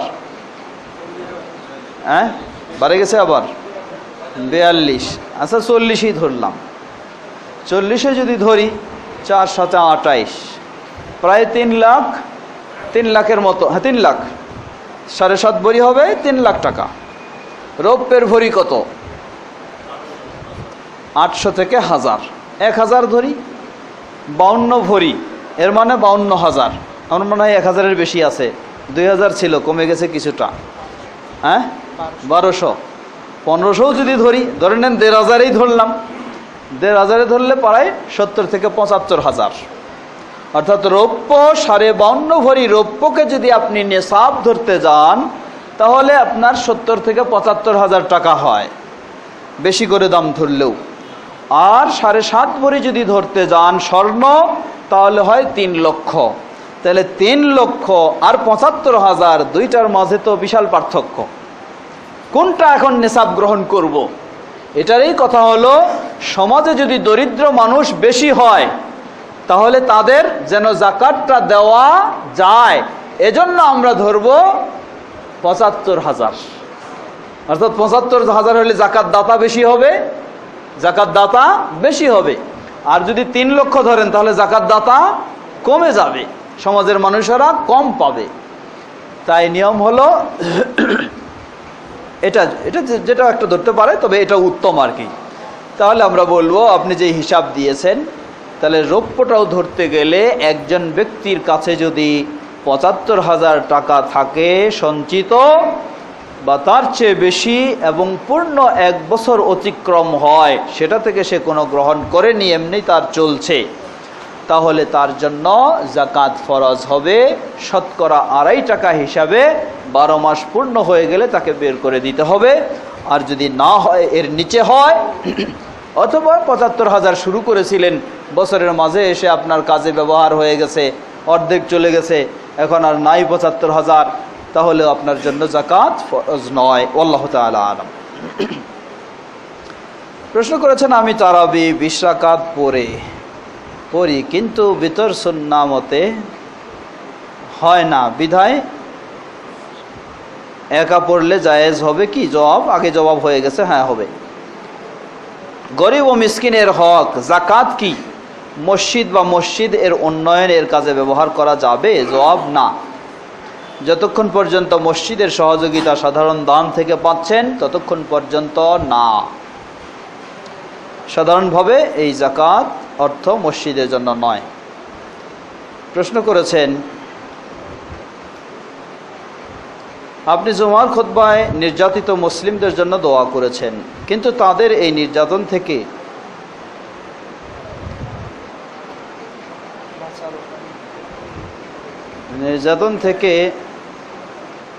এটা বুঝতেছি না, এবং কে বাঁচাবে এবং কারা বাঁচাবে? যারা বাঁচাবে তাদের জন্য কেন দোয়া করলেন না? মুজাহিদের জন্য দোয়া করা কি জায়েজ নেই? আচ্ছা, আমাদের ভাই আসলে মনে যার যেটা চিন্তা সেটাই প্রশ্ন জাগে সব সময়, তাই না? আমাদের ভাই প্রশ্ন করেছেন, আপনি নির্যাতিত মুসলিমদের জন্য দোয়া করলেন, কিন্তু তাদেরকে নির্যাতন থেকে কে বাঁচাবে বা কারা বাঁচাবে? মুজাহিদদের জন্য দোয়া করা কি জায়েজ নেই? প্রশ্নের আলোকে বোঝা যায়, আমাদের ভাই বোঝাতে চাইলেন যে মুজাহিদরাই নির্যাতিত মানুষদেরকে নির্যাতন থেকে বাঁচাবে। জবাব, আপনার আকীদাটাকেও আরেকটু সংশোধন করে নিতে হবে। পৃথিবীর কোনো মুজাহিদ কোনো নির্যাতিত ব্যক্তিকে নির্যাতন থেকে বাঁচাতে পারে না, বাঁচাবেন আল্লাহ সুবহানাহু ওয়া তাআলা। বরং বহু মুজাহিদ মানুষের নির্যাতনটাকে আরো বাড়ায় দিয়েছে। বহু মুজাহিদ নিজের মন গড়া জিহাদে নেমে মানুষের নির্যাতনকে বাড়ায় দিয়েছে। বহু জায়গায় বহু মুজাহিদ নিজের মন গড়া জিহাদ করে, কথাটা খেয়াল রাখবেন, বহু মুজাহিদ নিজের মন গড়া জিহাদ করতে গিয়ে মানুষের নির্যাতনটাকে আরো বাড়ায় দিয়েছে। আমরা যখন দোয়া করেছি নির্যাতিত মুসলিমদের জন্য, তাদের মাঝে যদি কোনো সত্যিকারী মুজাহিদ থাকে, তিনি কি নির্যাতিত না? তিনি নির্যাতিত কি না? অবশ্যই তিনিও নির্যাতিত। তাহলে দোয়া তো অটোমেটিক কি হয়ে গেছে? সকলের জন্য হয়ে গেছে। আল্লাহু তাআলা আলাম। অতএব বিষয়টিকে ভালোভাবে সেই ভাইকে বোঝার জন্য অনুরোধ জানাবো। আদম ও হাওয়া, ওনারা তো মুসলিম হিসেবে দুনিয়াতে প্রেরণ করেছেন, কিন্তু ওনার ছেলেদের মধ্যে ধর্ম বিভক্তি কেন হয়েছে এবং কিভাবে? জবাব, এত জটিলতায় আপনার যাওয়ার দরকার নেই। আল্লাহ সুবহানাহু ওয়া তাআলা আদম এবং হাওয়াকে যেমনইভাবে মুসলিম হিসাবে রেখেছিলেন বা রেখেছেন, ঠিক তেমনইভাবে তাদেরকে বা তাদের কারণে বিতাড়িত হতে হয়েছে কাকে? ইবলিসকে। কাকে? ইবলিসকে। সেই ইবলিসই তো আল্লাহর কাছে আল্লাহর ইজ্জতের কসম করে বলেছে, লা আগওয়ান্নাহুম আন সিরাতিকাল মুস্তাকিম, আমি অবশ্যই তাদেরকে আপনার সঠিক পথ থেকে বিচ্যুত করব, দূরে বিভ্রান্ত করে ফেলব। সুতরাং ইবলিসই কি করেছে? আদম মুসলিম থাকলেও তার সন্তানদেরকে কাউকে খ্রিস্টান, কাউকে হিন্দু, কাউকে বৌদ্ধ বানায় ফেলেছে কে? ইবলিসই সেই পথে নিয়ে গেছে। আল্লাহ তাআলা। আমার মনে হয় শেষ করব আমরা আর কয়েক মিনিট। এটা কি বুঝি না।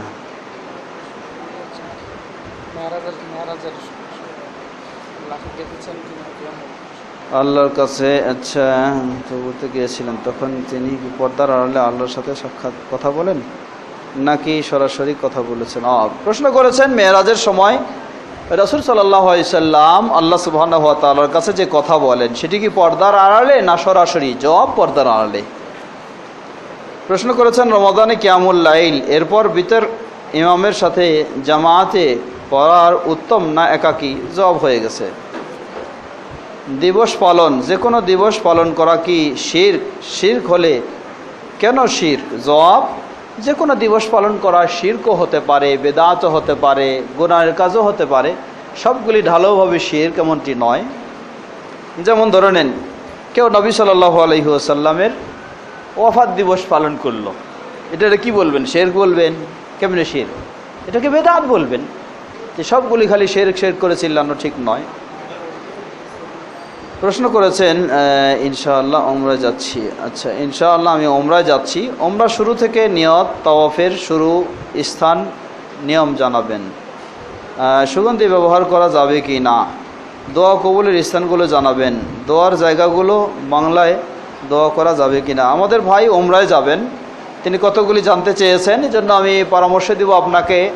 একটু সহজ পরামর্শ হলো, ওমরা এবং হজ বিষয়ক আমার দুটি বই রয়েছে, একটি বড় এবং ছোট। সংগ্রহ করতে পারলে সেগুলি সংগ্রহ করে নেবেন, না পারলে কমপক্ষে ইউটিউবে আপনি সার্চ দিলে ওমরা এবং হজের কয়েকটা প্রশিক্ষণ আমার ইউটিউবে আপনি পাবেন। আমার নামে শহীদুল্লাহ খান মাদানী এই নামে সার্চ দিলেও সেগুলি এসে যাবে, অথবা হজ প্রশিক্ষণ নামে সার্চ দিলেও আপনি ইউটিউবে কয়েকটি প্রশিক্ষণ পাবেন।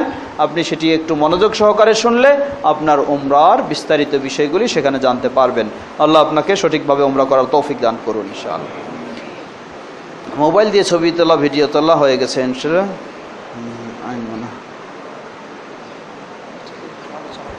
হ্যাঁ, দেশের সাংবিধানিক আইন কোনটা? দেশের সাংবিধানিক আইন মানা কি ফরজ? না মানলে কি গুনাহ হবে? জবাব, দেশের সাংবিধানিক আইনগুলি দুই ধরনের হতে পারে। একটা হলো কোরআন সুন্নাহর সাথে, ইসলামের সাথে সাংঘর্ষিক, এটি কোনো মুসলিমের জন্য কখনো ফরজ নয়, বর্জন করাই ফরজ। আর যদি ইসলামের সাথে সাংঘর্ষিক না হয় বরং ইসলামের আলোকেই, তাহলে আমরা বলবো সেটি অবশ্যই ইসলামের আলোকে যদি হয় তাহলে সমাজের শান্তি শৃঙ্খলার জন্য সেটি মানা দরকার। আল্লাহু আ'লাম। হ্যাঁ, আমরা মনে হয় 3টা পর্যন্তই করতে চেয়েছিলাম। আপনাদের কিছুটা অনেকগুলি আরও প্রশ্ন রয়েছে, প্রশ্ন থাকবেই, যতক্ষণ আমি আছি প্রশ্ন থাকবে ইনশাআল্লাহ। তো এই জন্য আপাতত এখানে আমরা শেষ করতে চাচ্ছি। এতক্ষণ যাবৎ যে বিষয়গুলি আমরা জানলাম সেগুলি যেন কোরআন ও সুন্নাহর আলোকে যা সেটা আমরা ভালোভাবে জেনে উপলব্ধি করে মেনে চলতে পারি। আল্লাহ সুবহানাহু ওয়া তাআলা আমাদের সকলকে সে তৌফিক দান করুন। আমাদের পরস্পরে বুঝে আপোষে আমাদের ভুলগুলিকেও সংশোধন করে নিতে পারি। আল্লাহ আমাদের সকলকে সে তৌফিক দান করুন। আমরা